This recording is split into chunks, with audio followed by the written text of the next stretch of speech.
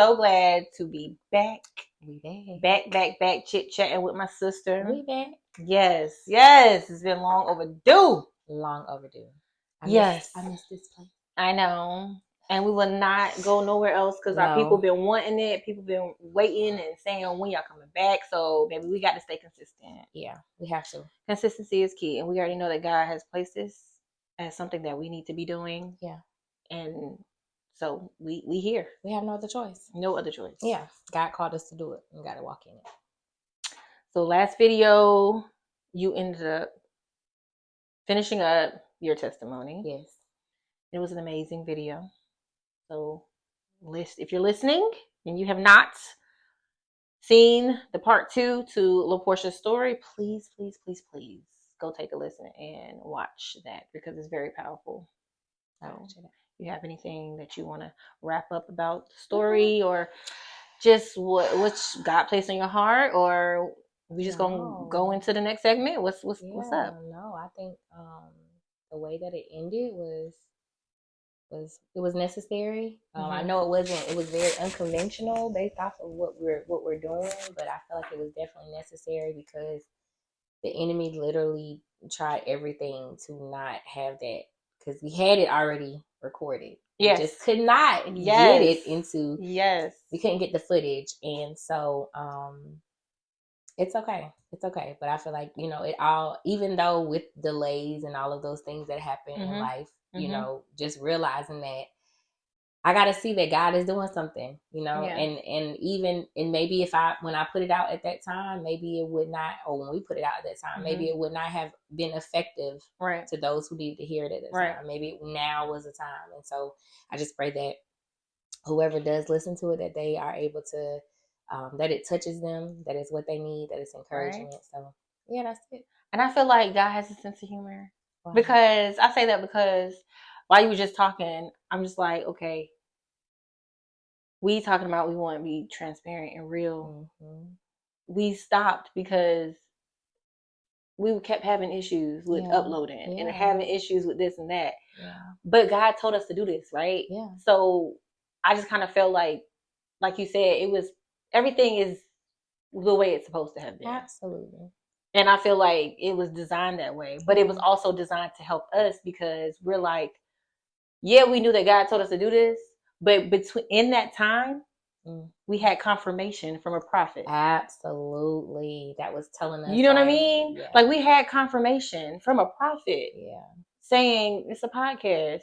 Oh, I see you and somebody else. Me and you. Like, y'all keep going. God said this is the platform that y'all are supposed to be on. There was confirmation in that quiet, silent season. Yes. Saying, don't stop. Don't stop. Yeah. So I feel like that's why I say God has a sense of humor. Yeah. He knows what he's doing. Yeah. Absolutely. It was like it's like letting us know. Mm-hmm. Don't stop. Like, I understand things happen. Yeah.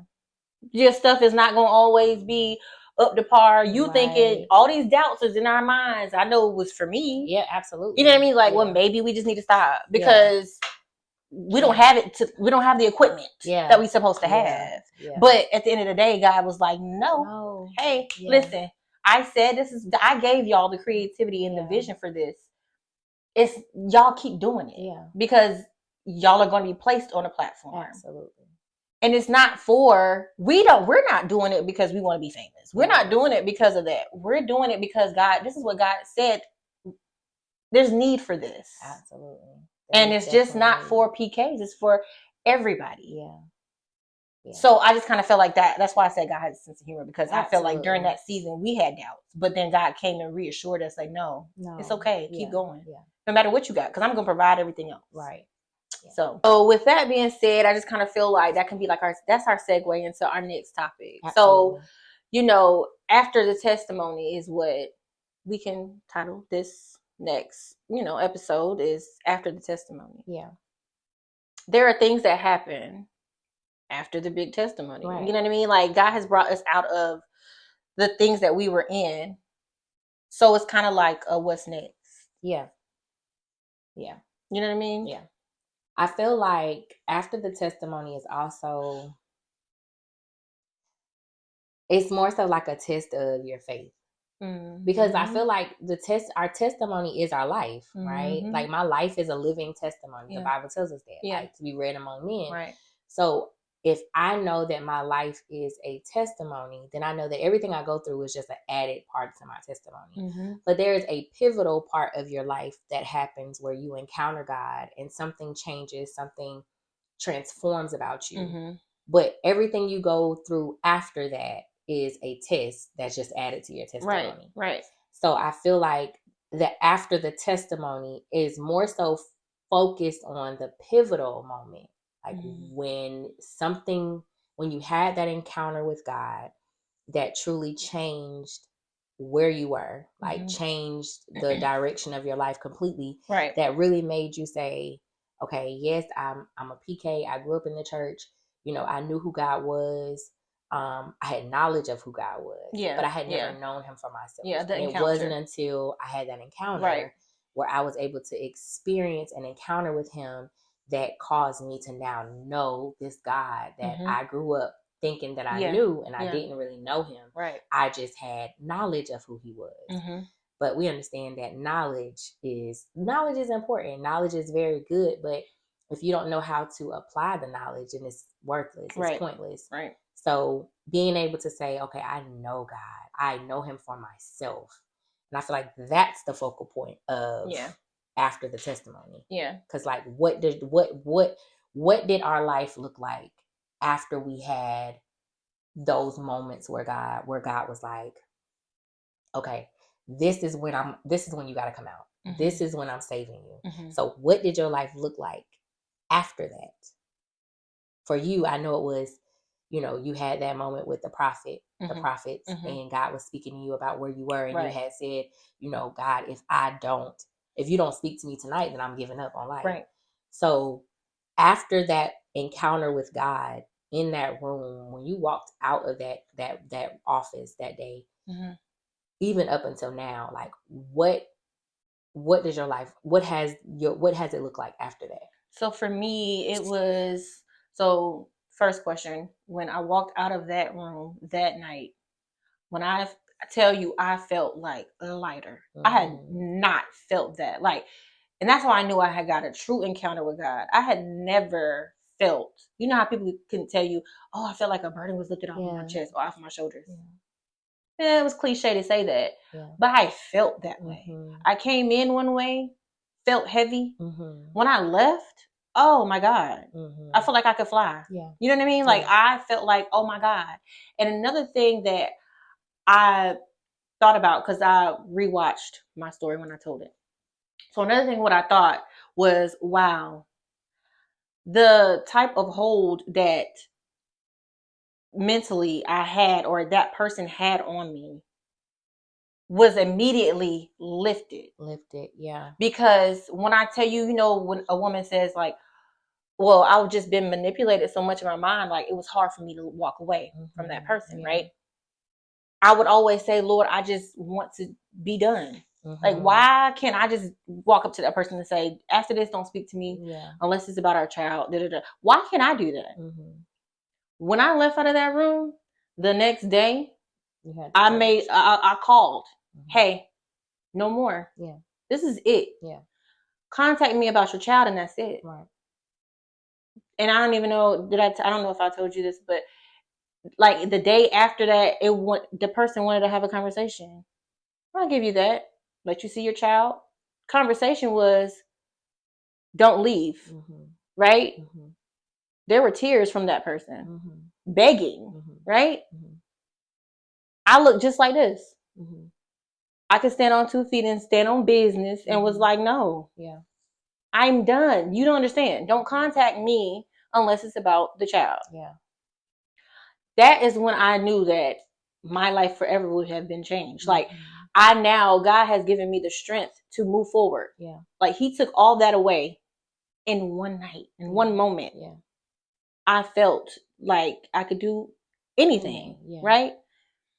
So going forward, I just kind of, that's when, you know, I was dating my now husband. So all the beautiful things started blossoming in my life. Things that I've always wanted, marriage, you know, then we ended up having a child, and, we started this family, and everything is just exactly how I envisioned it, or I've prayed for things like this, these moments.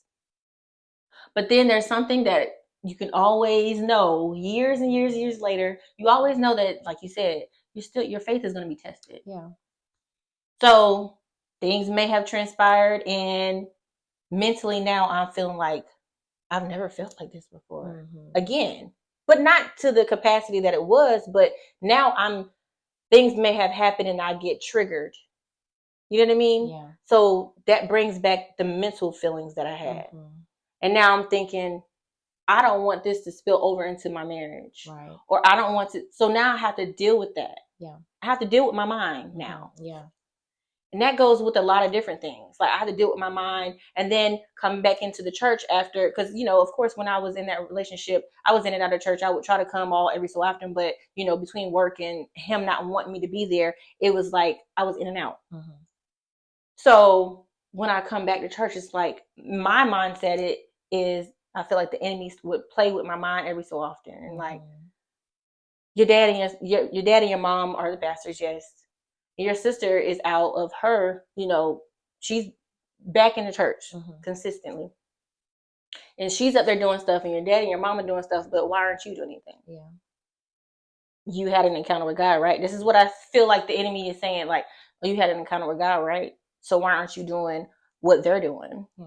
Why aren't you in the church consistently? Which I am.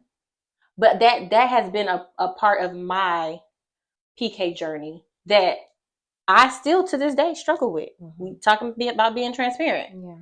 I have had moments where I'm like crying because I'm like, God, show me what I need to be doing, because I feel like I am not a part of my family. You know what I mean? Because I'm not standing up there doing what they're doing. Yeah. And so there are moments where I have to talk to myself, and I've even had conversations with Dad, and like he's like, no, God has given you a different gift. Yeah. You know what I mean?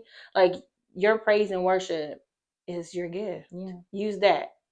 And then even to the point where I've danced a couple times. The enemy didn't want me to do that. Now I'm dancing, can't breathe, feeling like I'm being attacked. Yeah. I've never felt like that before. You know what I mean? So like after the testimony, you still gonna go through things. Yeah. I'm still dealing with certain things that I know that I pray about and I ask God to help me deal with. But those things happen. Yeah. So like I don't know, like keep praying. Yeah. You know what I mean? Like keep trusting God, because God gonna pull you out every time. And just because I had my big testimony, I know He's gonna do it every time. Absolutely. Yeah. I think that we sometimes get so focused on the big testimony. Yeah. I feel like that it's like when the smaller things, the smaller tests come into play, that we don't realize that these things are nothing more than God bringing them for them to be something that builds our faith in Him. Like I even often have to remind myself, like, if God brought you out of that He can do anything. And so I even have to have those moments where I'm like reminding myself of what God did. Having a reminder of what, like that saying, like when I look back over my life and look at all the things that God has done for me, like I really have to do that often, because it's so easy for us to get so caught up in everything else that's going around and us getting overwhelmed and all of the things, being a wife, being a mother, working, being this to this person, that to that person. And then having to really sit down and remind yourself, like, what did God do for LaPortia? You know what I'm saying? Like all the things that are around you are promises that He gave you, but what you have to sit back and think about before you became all of those things. Yeah. Before you became a wife, before you became a mother, before you came, like, what did God do for you? So that way I can remind myself that he still sees me as worthy. You know what I'm saying? Right. Even if I wasn't a wife, even if I wasn't a mother, even if I wasn't a youth pastor, whatever the case is, that He still finds LaPortia worthy. Right. And I have to remind myself of that, because like I said, we talk about tests, tests come, they're going to come all the time. All the time. Because one thing that I've realized is that I think that people have this misconception that once you have had an encounter with God, and through that encounter, you're changed. Because when we look at the Bible, everybody who has had a true encounter with God, they changed. Yeah. Look at Moses. Every time Moses went before God and he was speaking with God, when he came back, he looked different. There was something about him that changed, right? And so when you are going through a process, let's go back. When you have an encounter with God, when you experience an encounter with God, there is something about you that is going to change. But I think what people fail to realize is that the misconception is that once I have encountered God and he changes me, that I'm no longer going to be tested about what it was that I just came out of. The enemy's still going to do things to try to test you to see if you really are not the person that you used to be. Right. And so there's work that needs to be put in, right? And the work that needs to be put in, and that's another thing with me, is that because God changed after the testimony, I had a whole life change. You know what I'm saying? Major. Everything about my life had to change. Yeah. The way that I presented myself, the way that I thought, the way that I saw things, the way that I felt, who you were around, who I was around. My entire life had to be a change, right? And it wasn't, it was because I went through a change in order for me to continuously walk out in my deliverance. There had to be work that was put in, right? And I knew that this was something that the enemy would always try to bring up to try to test me to see if I really am delivered. Right.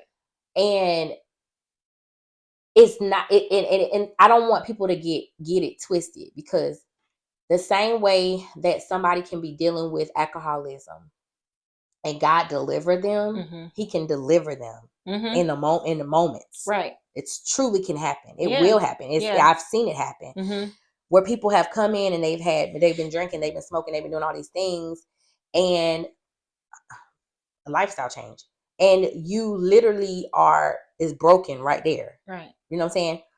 But that doesn't mean that the enemy is not going to test you with alcohol. Right. That doesn't mean that the enemy is not going to test you to see what you're going to do on a hard day when you used to going and pick another bottle. If you're going to go back and that be something that you lean on, there's still going to be things that the enemy's going to do around you to try to bring back those old feelings and things that God has delivered you from. Right, of course. So there's still daily work test. that you have to do. The Bible tells us that we have to pick up our cross daily and follow him. That's what the word tells us. And, daily. And so I understand that in order for me to fully walk out my deliverance and walk in my deliverance and sustain what God has done, right? Faith without works is dead. I have faith enough to know that God would do it and that he did it. Right. But I still have to do some work in order to continue to work on the faith that God that it took for God to deliver me. Right.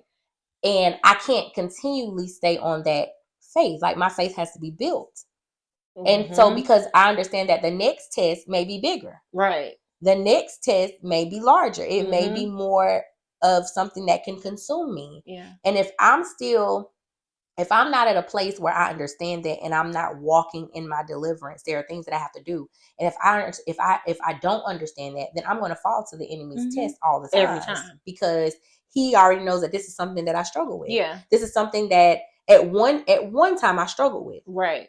And so, but he also sees that you're not reading your word. You're not praying. You're not going to be in a community. You're not involved in ministry. You're not doing anything to build up yourself spiritually. So he's going to test you every time. And he knows that you're going to continuously fail. Yes. But if you are so much, like, I had to be so engaged in my deliverance, and I still have to be, that I can't go without reading my word. I can't go without praying. I can't do those things. Now, have there been seasons? Absolutely. Have there been times? Absolutely. I'm human. Sometimes I can let my life get so caught up in everything and what I got going on, being a wife, being a mother, all this stuff, and ministry and all that stuff. But then I don't find the time because I allow the things of the world to make me so tired that I find out that I feel like I don't have time.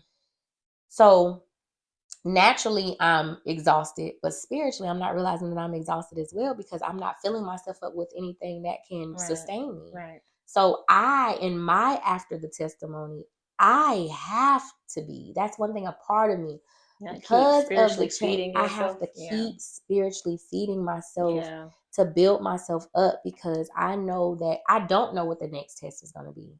And I don't know what it is that he's going to use next, the enemy's going to try to use next to try to test me to see where I am in my deliverance process. Yeah. And I want to always come out on top because I want, excuse me, I ain't gonna say me. I want God to always come out on top because God did this. Right. You know what I'm saying? So I think that a lot of times the misconception is that God will deliver you, but there's nothing that you have to do to sustain it. And I feel like that's something that you know, oh, I got healed at church today. But then you say God healed you from diabetes. That don't mean go get in the fast food line. Or go eat at a buffet. That doesn't mean that. That doesn't mean that. Yeah. So what are you doing? We want God to do his part, but we don't want to do our part. Right. But if you go to the doctor and the doctor tell you, hey, you got this and this is what you got to do, you listen to the doctor. You'll do your part then. Right. But when because God is the God of all things and he's almighty, we think that once he does it, he does his part. We don't have to do anything. And I feel like a lot of people use that too. Like they like, you know, well, I know God gonna heal me. Right. Or I know God gonna do it. Right. What are you doing? Right. Because you don't need to be going to the altar every Sunday because the same thing. You want God to heal you, but you gonna leave every time and do the same thing and go eat at a buffet every time. What are you doing? You're going to grab a Twinkie every time. What are you doing? You're going to lay in bed and eat cookies every night. What are you doing? Stop it. And then go to church on Sunday and say, Lord, I feel bad. My health is not where it's supposed to be. Lord, heal me. Make my numbers better. And your numbers ain't going to get better if you're eating Twinkies at 12 p.m., 8 a.m. Because the real root is that spirit of gluttony. That's what you need to be delivered from. Right. That's the root of it. But we're going to talk about that. Right. We're going to talk about that because we don't want to talk about the spirit of gluttony, which is a real spirit. It is. But we're going to talk about that. We're going to talk about that. Because see, we don't want to get to the root of stuff. Yeah, because that's where the problem is. Gluttony. That's the real issue. Yeah. That's what it is. You don't know how to push back. Yeah. And discipline. Yeah. Okay. Yeah. And consistency. Yeah. But going back to something you just said, when we talked about doing your part, I'm reminded of the story in the Bible when Christ, when the man that was at he was at the pool, and Christ told him he was waiting on somebody to take him over to the pool he had been laying there for years and he had been waiting. He wanted somebody to take him over there to the pool so that he could be, healed from his infirmities. Right. And Christ was like, do you believe? You know what I'm saying? Pick up your mat and go. And it was a matter of him making up in his mind so Christ did his part. But the man still had to do his part. Yes. He had to make up in his mind that he wanted to walk. He wanted to get up. He was tired of where he was. Right. But here's the thing. But this is what the Holy Spirit showed me. This is what we do. See, we go and we have that experience with Christ. The encounter with Christ. We have that experience with God, the encounter with God. And he's saying, get up and go. See, because Christ said, take up your mat and go. Right? He told him to take his mat with him. Because it's not coming back. Right? But guess what happens? This is what we do. God says, God tells us, take up your stuff and go. Yeah, right? Because you're not coming back here. Like I want you. I'm trying to evict you from this place because this is not what I have for you. Right.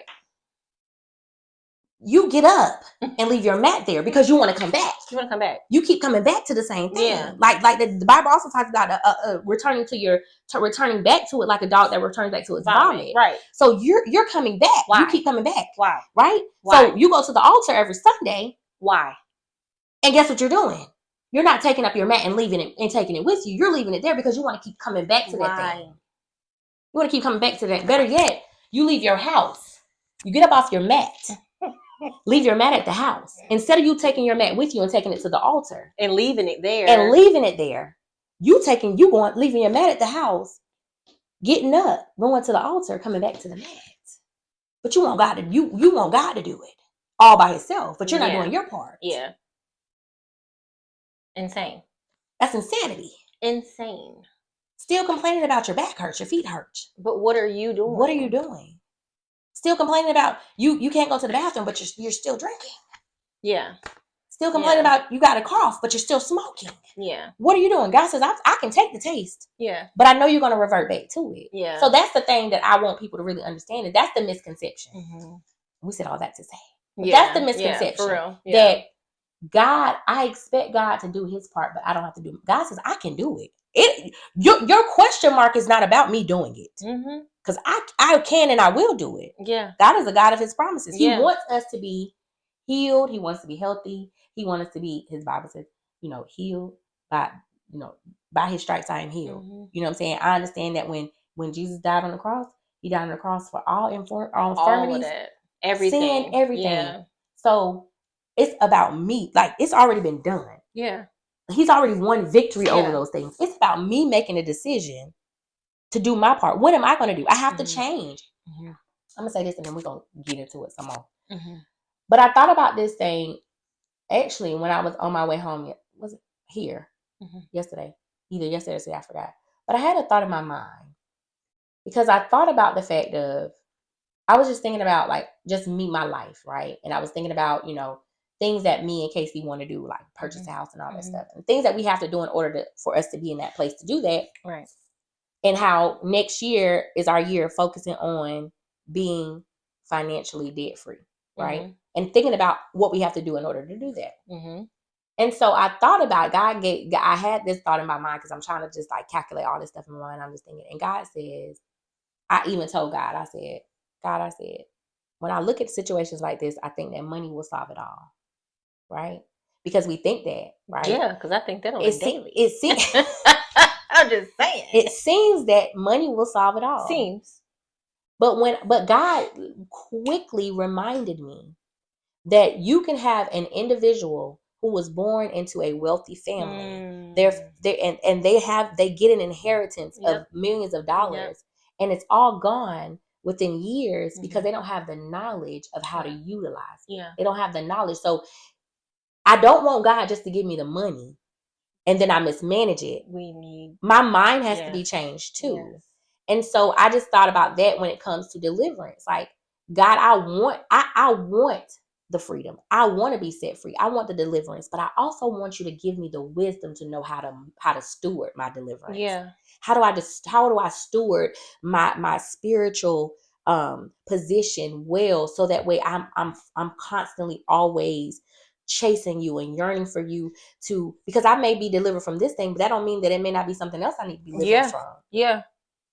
So if I can't steward my deliverance in this area, surely I can't do it in another area. Yeah. Because we constantly need deliverance from certain things in order for us to grow and be better. Right. So I just thought about that. I mean, I think wisdom and knowledge is very important. It is. Knowing what to do with what God has given you. Right. Deliverance is a gift.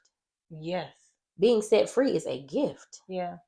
And he's saying, I'm giving it to you. It's yours. Yeah. I just need you to steward it well. I need you to do your part. Yeah. And I feel like that's what after the testimony looks like for me, is me stewarding my deliverance well, and knowing what I need to do personally in order for me to continuously build myself up spiritually so that I'm able to overcome everything that the enemy tries to throw my way, because I know the next test may be something I've never encountered before. Right. Yeah. And you can be fully equipped. Fully equipped. I can't be equipped. I can't do. Portia's words ain't gonna scare the enemy, but God, but the word of God will. Yeah. And I gotta be full of that. I can't. Yeah. I gotta be full of that. So. And I can say personally that I know I'm every day trying to do better with my relationship with God. Because I mean, like you said, it's a daily thing. Daily. Like, it's some days where I, just to be honest, and the Lord knows, It's some days where I come home and I'm exhausted from work. I'm exhausted when I get home because I feel like the kids ain't doing what they're supposed to do. Mm-hmm. I get mad at little stuff because Larry done left his socks in the living room. Like, and now I'm just like, I let how I feel in that moment or from that day overtake me. Mm-hmm. And I last thing I'm thinking about is praying. Last thing I'm thinking about is I just want to yell at everybody because I'm mad. Why? You know what I mean? But that's what I'm saying. Like, it's a daily thing. And I do get convicted. Yeah. Like, I could wake up at 2 o'clock in the morning and be like, oh God, I'm sorry. Yeah. Like, I shouldn't have yelled the way I yelled. Or next morning I might have to, baby, I'm sorry. Yeah. I apologize. Yeah. I was not myself. Like, it's a daily thing. And I can say being transparent, that I do struggle with that on a day-to-day. You know what I mean? Like, getting in my word and praying like I'm supposed to. I do. Yeah. But I have been praying that the Lord is able to continue to show me what I need to do. Show me moments that when I'm at work and I'm not doing anything, or I'm in my cube, I can close my cube door, or there are rooms at my job. They're called like phone call rooms. I can go in there for 5 minutes. Anybody gonna miss me? Yeah. You know what I mean? And I can go in there and I can read my word. It's God. I want God to show me that. You know what I mean? And so that's where I am right now. Currently, is trying to get a deeper relationship with God and have God show me, because for the past couple of days I've been having dreams. You know, we've had conversations. I told you about it, and God. We always say God has a sense of humor, because I had once, probably like last month, I had been praying that I said, God, I want to see how you see, and I want to hear how you hear. I think he's being funny now, because I even had a conversation with my husband that was telling me, I was like, I'm having these dreams. But now that I came back to my remembrance, like, oh, you did pray about that last month. Yeah. You know, you want to see what God. I'm going to reveal things to you. Like, and I may not. And that's another thing. I know that God shows me things in dreams. I know I'm prophetic in that way. I know. I am now. Y'all heard what she said. Shut up. I am now trying to go deeper in that and try to get a better knowledge of being a dreamer. So I'm going to now break, because I want to be able to know my dreams. Like, if I have a dream, I'm like, okay, well, God, show me what this means, or show me why I had this dream, or, you know, I'm trying to get there. So, but I know that starts with just my relationship with God has to be deeper. Yeah. Because I might see things that to the natural, be like, I'm scared. Yeah. But I don't want to be that way. I want to know why God is showing me certain things. And I want to know what I need to do after I've seen it. Right. So I am currently working on having a deeper like relationship with him, reading my word more and all that. So I am currently doing that. Yeah. So, I mean, like we said, it's a daily thing. You're not going to be perfect. No. When God changes a situation, he changes that situation to make us better. Yeah.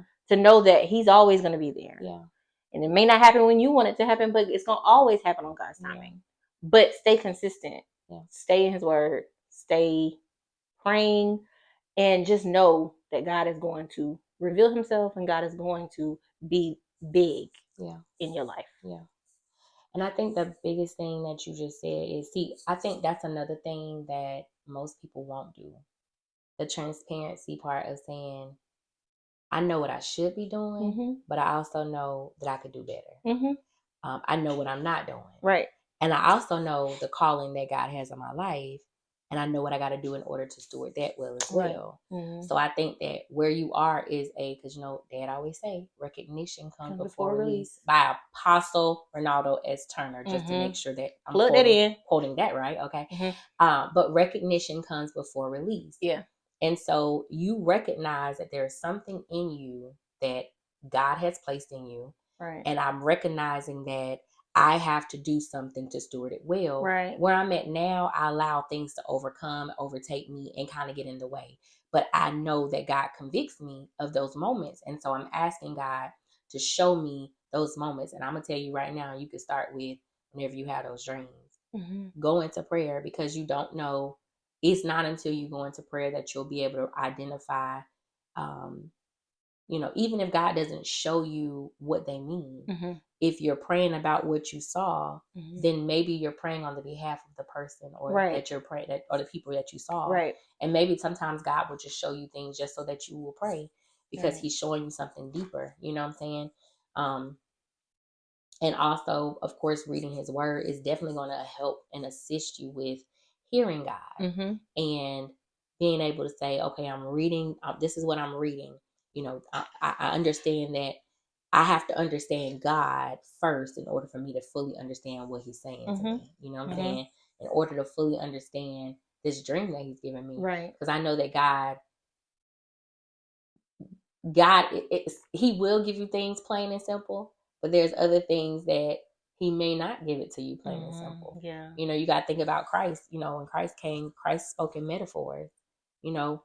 A lot of his, most of his teaching was in metaphors. Almost all of his teachings was in metaphors. And if you did not have a mindset of kingdom, then you didn't understand what he was trying to say. Because he was relating the kingdom to something here on earth. But you had to be following him to know what he meant, or how to understand what he was talking, or understand what he was trying to get at. Like, you had to be following him. So I feel like once you get into God's word and you start to follow him more with his words and reading and prayer, then of course those things are going to make more sense when you start doing and having those. Yeah. And I feel like God has you in a place where he's showing you to remind you of who he called you to be. You know what I'm saying? And this is him answering your cry of you saying, I don't fit in, or I'm not doing this, I'm not. And God says, well, that's funny you said that, because that's the same thought process I had. Yeah. Because like I said, I had been praying, like, God, show me what is my role. You know what I mean? And yeah, I know I'm a dancer. We know that. I know that people can be healed, delivered, and set free through my dance. That's only half of it, though. You know what I mean? Like, and I'm always like, I'm not a talker. Yeah. You are. I don't want to go up there. I know you don't, but you have it in you, and that's a part. And I don't want you to get so stuck. I know we're still after the testimony. Yeah, but I don't want you to get so stuck in feeling as though I'm prophetic only in dancing, and that God won't use you prophetically to speak with your mouth, because we understand that prophets are the mouthpiece of God. So if God tells you to speak, there may be things that you have to open your mouth and say. So don't limit yourself to say, oh, I don't like to talk in front of people, because God may call you to be that one to talk on his behalf to people. I know. And so. And that was like another thing that I was just like, dang, God. Is it easy? No. I know. I mean, we've been in the church long enough to know. It's not easy to be the mouthpiece of God. It's not easy. It's not easy at all. But I can honestly tell you that the more you open your mouth and speak when God tells you to speak, there's a level of confidence in God that you have. And then let me tell you, right? So this is how, I know you always tell me that, like, every time I would have like dreams and stuff, right? You'd be like, oh, you're prophetic, right? So this is how, how you always get that like aha moment, like, oh God, okay, I know. And I felt like I was talking to my friend Tony on the phone the other day, and I was telling her, like, I've been having these dreams, and then I was even telling her, like, my sister always be saying, girl, you're prophetic, you a seer, you have dreams, da, da, da. And what came back to my remembrance was when I told you I had a dream about Jimmy Mammals, and he passed away, and we talked to my auntie, our auntie, and come to find out she was having a dream the same time I was having a dream, and he passed away. It was like I was basically had a dream when he was transitioning. That was what I was like, okay, Like because we were having a conversation about dreams, and we were talking about stuff, and I was like, oh, and it came like literally, it hit me. I was like, girl, that's the Holy Spirit reminding I you. know, and I was like, girl, and when I told her, she said, Mercedes, stop. I just had chills, and I was like, I know. I said, girl, we just sit here talking, and I look like it's always God's always like showing me, and I'm like. When I said it to her, I got chills in because I was like, oh my God, like that's how I know I'm a dreamer. Yeah. But I even feel like something else that we can expound on in another episode is the spirit of comparison. Mm-hmm. That is heavy amongst PKs. Oh, yeah. And in the homes of pastors' kids, because we see that our fathers doing this, we see our mothers doing this, mm-hmm. we see our sisters doing this, our brothers doing this, and we feel like, well, where do we fit in? Yeah. We feel like what is my calling? Right. What am I supposed to be doing? Yeah. Because you feel like, well, if I'm not preaching, then what am I supposed to be doing? Yeah. You know, but not realizing that that's nothing more than the enemy mm-hmm. wanting you to compare so that you can give up. Mm-hmm. Because if I'm not doing what they're doing, then I must not be worthy. I must not be of equal value. And I felt like that. Yeah. But I feel like that was the enemy. Because he doesn't want you to get to the place that he knows. Because just because I am the one that gets up and preaches, your calling may, not saying nobody's calling is greater than anybody else's, but mm-hmm. your calling may draw more people. Mm-hmm. You get what I'm saying? Because you are not just specific to one group of people. What you talk about is general. Mm-hmm. Mental people mm-hmm. that deal with mental instability mm-hmm. as a Christian mm-hmm. who believes, who has a faith in God. Like, how do you navigate through that? Mm-hmm. That's something universal. Right. That happens with children, teenagers, men, women. Right. That happens with everybody. It affects every area of your life. So I feel like the spirit of comparison is something that is brought in, and I'm so glad that you and Dad have talked about that, and that y'all had that conversation mm-hmm. because Dad is like, God has called you to specifically do something for him. Mm-hmm. And it's different than anybody else's in our family. Mm-hmm. But what he called you to do is for a group of people. Mm-hmm. You know what I'm saying? What he called me to do is for a group of people. Right. And it's just a matter of us doing what God called us to do because we're all together. And I promise you, I know it. Once we all are doing what God has called us to do, even RJ, mm-hmm. you know, our brother, RJ, I feel like God has called him to do something as well. And so I feel like once we're all doing what God has called us to do, then we are making up the piece of the puzzle that God has placed for our family. Right. And we're all working, every joint supplies. Mm-hmm. You know mm-hmm. what I'm saying? We're all working and we are all doing what God has called us mm-hmm. to do. And we'll be able to accomplish what God has called for us. Yeah. And I think that's the biggest thing is that spirit. I bind up the spirit of comparison. Yeah. We're not going to compare ourselves to one another. Because right. I am who I am and you are who you are. Yeah. Your story is what it is and mine is what it is. Your testimony is what it is and mine is what it is. And I can't compare our journeys. I can't compare our testimonies. Mm-hmm. But all I know is that whatever God has called us to do is it's great. Yeah. And we just got to identify what that is and strive towards making it happen.